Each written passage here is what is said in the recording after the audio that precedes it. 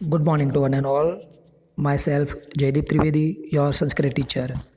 दोस्तों, संस्कृत में last lecture में हम बात कर रहे थे हमारे चैप्टर नंबर 9 के बारे में, जिसका नाम है चक्षु समान अंध एव, यानी कि surely blind thought process of eyesight. पितामह ब्रह्मा जो हमारे ग्रैंडफादर है, उसके असेंबली में दुर्वासा मुनि सामवेद का मंत्र गा रहे थे और अचानक वह दूसरे मुनि के साथ झगड़ा करने लगते हैं। इस बात को देखकर विद्या की देवी माँ सरस्वती जो है वह हंस पड़ती है और सरस्वती का लाफ्टिंग देखकर जो दुर्वासा मुनि है वह और भी क्रोधित हो जाते हैं और उसे अर्थ यानी कि पृथ्वी पर बर्थ लेने का जो श्राप दे देते हैं।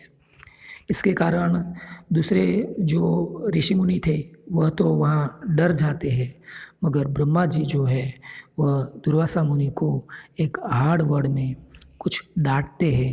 तो इसके बारे में आज हम आगे बात करेंगे। दोस्तों, आइए बात करते हैं आगे।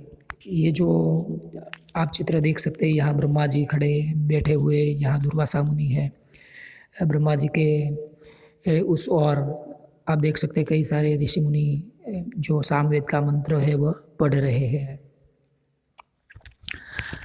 न हि कोप कलुषिता विमृशति मतिः कर्तव्यम अकर्तव्यम वा। कहते हैं कि indeed the intellect polluted by the anger टेक्सनी does not consider what is right to be one of what should be not done. कहते हैं कि कोप कलुषिता मति ही, कोप यानी कि जो एंगर है, तो जो गुस्सा होता है उसके कारण हमारी जो मति होती है, हमारी जो बुद्धि होती है, वह हमें क्या करना है और क्या नहीं करना है, यानी कि हमारा कर्तव्य कौन सा है और हमारा अकर्तव्य कौन सा है, तो ये निश्चित नहीं कर पाती। तो आगे कहते हैं कुपितस्य प्रथमम अंधकारी भवति विद्याः, कि जो इंसान क्रोधित होता है, जो गुस्सा करता है, उसकी पहले जो विद्या है वह नाश हो जाती है, उसकी विद्या का जैसे कि नाश हो जाता है। तो आगे कहते हैं कि first the wisdom of angry person becomes cloud. उसकी जो विद्या, उसका जो नॉलेज है वह सबसे पहले विचलित हो जाता है, उसका क्षय हो जाता है। ततो भ्रुकुटी, then the eyebrow becomes dark. उसके बाद उसकी जो आईब्रो है वह डार्क हो जाती है। दोस्तों, तो यहाँ से संस्कृत क्वेश्चन भी पूछा जाता है, कुपितस्य प्रथमम किम अंधकारी भवति। कुपितस्य प्रथमम किम अंधकारी भवति, कुपितस्य प्रथमम विद्या अंधकारी भवति। ये इसका आंसर आपको याद रखना है। आगे कहते हैं आदो इंद्रियाणि रागः समास्कंदन्ति चरमम चक्षुः, कि पहले उसकी जो ज्ञानेंद्रिय है उस पर रागः यानी कि एक आसक्ति जो है वह एक आक्रमण करती है और उसके बाद उसकी आँखों पर आक्रमण करती है। यानी कि सबसे पहले हम जो इंसान क्रोधित होता है उसके जो बॉडी के पार्ट्स है उसमें हम उसके गुस्से को देख सकते हैं और बाद में उसकी जो आँखें होती है उसमें उसका गुस्सा हम स्पष्ट देख सकते हैं। कहते हैं the anger attacks the sense of organ first and finally the eyes, कि सबसे पहले जो सेंस ऑफ ऑर्गन्स होता है उसके ऊपर अटैक्स करती है और फाइनली द आइज, उसके बाद आँखों पर। ते आरंभे तपोहो गलति पश्चात स्वेद सलिलम, first penance is dissolve then the precipitation starts.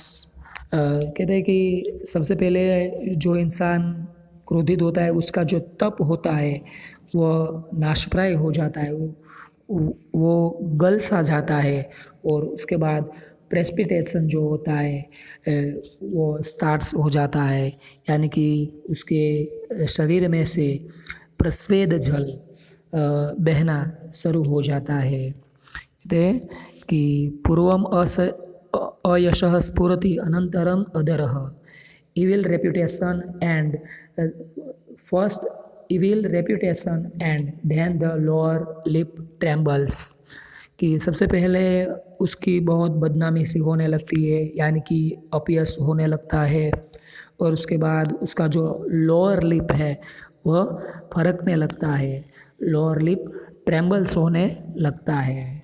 तो यहाँ दोस्तों इस चैप्टर में इसके बारे में बात बताई गई है। अब मैं ले चलता हूँ आपको इसके ट्रांसलेशन की ओर। ट्रांसलेशन देखिए।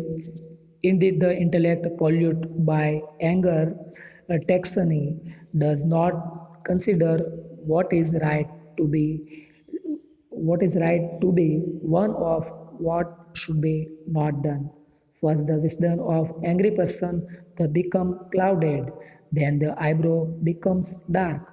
The anger attacks the sense of organ first and finally the eyes.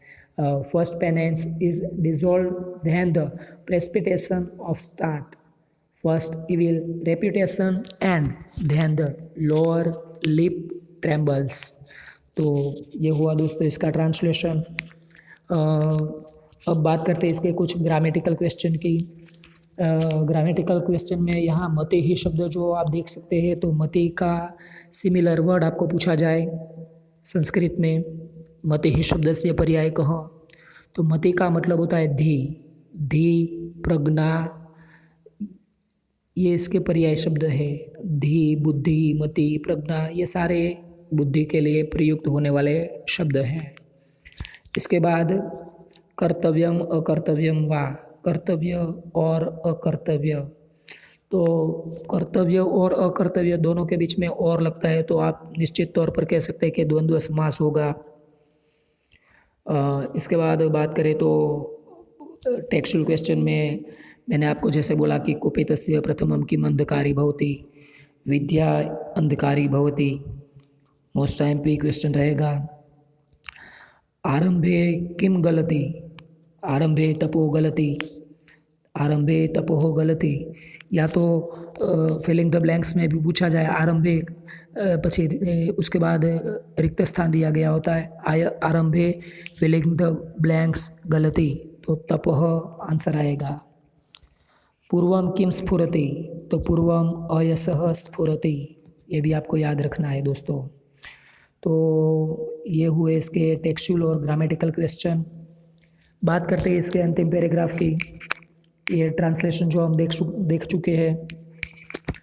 कथम लोक विनाशाय ते विस्पादस्य एवं जटावल कलानी जातानी, कहते हैं कि तुम्हारी जो जटा और तुम्हारे जो वल्कल है, जटा यानी कि जो उसके हेयर है, और वल्कल यानी कि उसके जो गारमेंट्स है, वह जैसे कि एक पॉइजन ट्री से हो गए हैं।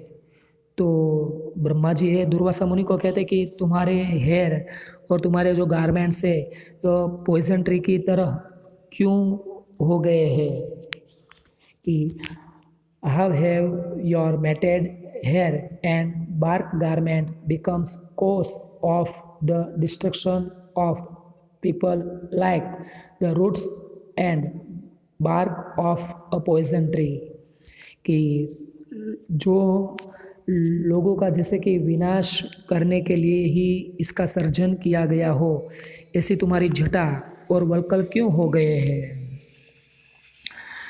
अनुचिता खलु अस्य मुनिवेशस्य हार्यस्ति इव वृत्तमुक्ता चित्तवृत्तिः, कि this tendency of your mind divide of good conduct is as improper for this grab, कहते हैं कि ये जो तुम्हारी मुनिवेश के जैसी तुमने एक जैसे कि हार सी लगा ली है, मगर तुम्हारी मनोवृत्ति जो है, तुम्हारी मन की वृत्ति, ये वृत्त मुक्ता है, यानी कि अच्छे विचार के बगैर की है, इसके कुछ थॉट्स अच्छे नहीं हैं, तो ये ठीक नहीं है। तो फिर से इसका ट्रांसलेशन देखिए। This tendency of your mind divide of good conduct is as improper for this gap, के कहते हैं शैलु सैव वृथा वसी कृत्रिमम उपसम शून्य चेत शून्य चेतसा तापसा कल्पम, of an ascetic as the necklace.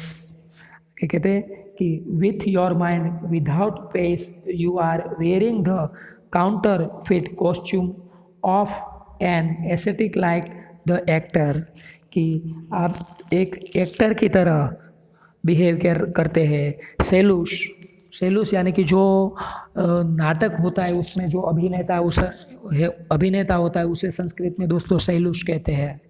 सेलूस यानी कि नट, सेलूस यानी कि एक्टर, कि तुम्हारी जो मनोवृत्ति है यह उपशम शून्यन है, यानी कि शांति के बगैर है, और तुम ऐसे मन से जो तपस्वी का वेश है, तपस्वी का जो गारमेंट्स है वह वहन करते हो, तो कहते हैं कि यह बिल्कुल ही योग्य नहीं है। तो फिर से इसका ट्रांसलेशन आप एक बार देख लीजिए। With your mind without pace you are wearing the counterfeit costume of an ascetic like the actor.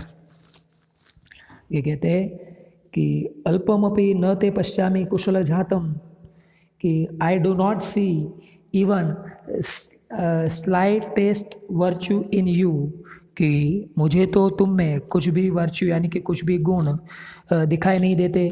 मैं तो तुम्हारे अंतर्गत कुशलता के कुछ भी गुण, कुछ भी अच्छे वर्च्यूज़ पाता नहीं हूँ, या तो देख सकता नहीं हूँ। और I do not see even the slightest happiness likely to proceed from you to others. तो ये हुआ दोस्तों इसका ट्रांसलेशन। ट्रांसलेशन आप भी एक बार देख लीजिए। यहाँ मैंने आपके सामने ये ट्रांसलेशन पेश किया है। How have your matted hair and bark garments become the cause of destruction of people like the roots and bark of a poison tree. This tendency of your mind devoid of good conduct is as improper for this grab of an ascetic as the necklace. With your mind without pace you are the wearing the counterfeit costume of an ascetic like the actor. I do not see even slightest virtue in you. Your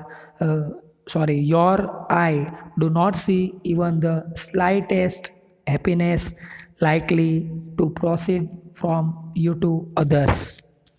तो ये जो chapter है दोस्तों, from the first version chapter of what Harshacharitam का जो प्रथम उच्छ्वास है, first chapter है, उसमें से ये स्टोरी ली गई है दोस्तों। तो यहाँ ये चैप्टर ख़त्म होता है, मगर अभी इसका ग्रामर हम देखते हैं। झटा वल्कलानी, झटा और वल्कल हो गया द्वंद्व समास। मुनिवेशस्य का अनुचिता अस्ति, मोस्ट टाइम भी ये टेक्सचुअल क्वेश्चन रहेगा। मुनिवेशस्य का अनुचिता अस्ति, मुनिवेशस्य हार्यष्टि इव वृत्तमुक्ता चित्तवृत्ति ही। ये जो पैराग्राफ है इसकी जो सेकंड लाइन है, ये आपको याद रखना है। इसका फर्स्ट सेंटेंस मुनिवेशस्य हार्यष्टि इव वृत्तमुक्ता चित्तवृत्ति ही अनुचिता अस्ति, मोस्ट टाइम पे क्वेश्चन रहेगा। शैलोस शब्द से अर्थ है, शैलोस यानी कि एक्टर। आगे बात करें तो विस्पादस्य इव, तो यहाँ से संधि विग्रह करें विस्पादस्य प्लस इव, ऐसा संधि विग्रह पूछा जाता है। दुर्वासा कीदृशान चेतसा, कीदृशेन चेतसा, दुर्वासा कीदृशेन चेतसा तापसा कल्पम वहति। तो दुर्वासा कृत्रिमम उपशम शून्येन चेतसा, कृत्रिमम उपशम शून्येन चेतसा तापसा कल्पम वहति। तो दोस्तों मेरे नज़रिए से यदि मैं बोलूँ तो यहाँ दो क्वेश्चन आपको जो मिलते हैं कि मुनिवेशस्य का अनुचिता अस्ति और दुर्वासा कीदृशेन चेतसा तापसा कल्पम वहति। तो ये दोनों क्वेश्चन में से कोई भी एक क्वेश्चन 100 to 100% मैं बोलता हूँ कि आपके लिए IMP रहेगा ही रहेगा। तो अंत में देखिए आप लास्ट सेकंड वर्ड पश्यामी है, तो यहाँ आपको याद रखना है कि पश्यामी, तो यहाँ पश्य जो है, पश्य का मतलब होता है सी, देखना, तो पश्य क्रिया धातु है, इसके अंत में मी प्रत्यय लगाया गया है, तो मी प्रत्यय लगने से होता है प्रेजेंट टेंस परस्मैपदी उत्तम पुरुष एकवचन। देखिए मैं आपको फिर से बोलता हूँ कि कई स्टूडेंट यहाँ श्यामी ऐसा देखते हैं, पश्यामी तो वह श्यामी बोलते हैं और इस कारण से वह फ्यूचर टेंस में चले जाते हैं, मगर यह फ्यूचर टेंस नहीं है, क्योंकि पश्य ही पूरा वर्ड है, पश्य के साथ मी प्रत्यय लगाया गया है, आमी, पश्य प्लस आमी इज इक्वल पश्यामी, तो ये प्रेजेंट टेंस का वर्ब है, आपको याद रखना है। तो आज के वीडियो लेक्चर में मैं यहाँ तक रखता हूँ। यदि आपको इस चैप्टर में कोई भी डाउट हो तो आप स्कूल के वक्त में मुझे कॉल कर सकते हैं, या तो एनी टाइम मुझे मैसेज करके डाउट पूछ सकते हैं। अस्तु। इसका एक ट्रांसलेशन और हम देख लेते हैं, जो अभी मैंने देखा तो आप भी देख लीजिए, जैसा हमने लर्न भी किया है, तो अब तो आपको कोई प्रॉब्लम नहीं है। दोस्तों हमारी जो मंथली टेस्ट आएगी तो उसमें चैप्टर नंबर 7 और 8 का सिलेबस रहेगा, तो आपको यहाँ आज 9th चैप्टर भी हमारा क्लियर हो जाता है, तो अब कोई परेशानी तो नहीं होनी चाहिए, और अच्छे से आप सभी को उसके बारे में पूरी प्रिपरेशन भी स्टार्ट कर देनी चाहिए। तो यहाँ तक हम रखते हैं। आपको कोई डाउट है तो स्कूल में आप आ सकते हो और मुझे वहाँ भी पूछ सकते हैं। अस्तु।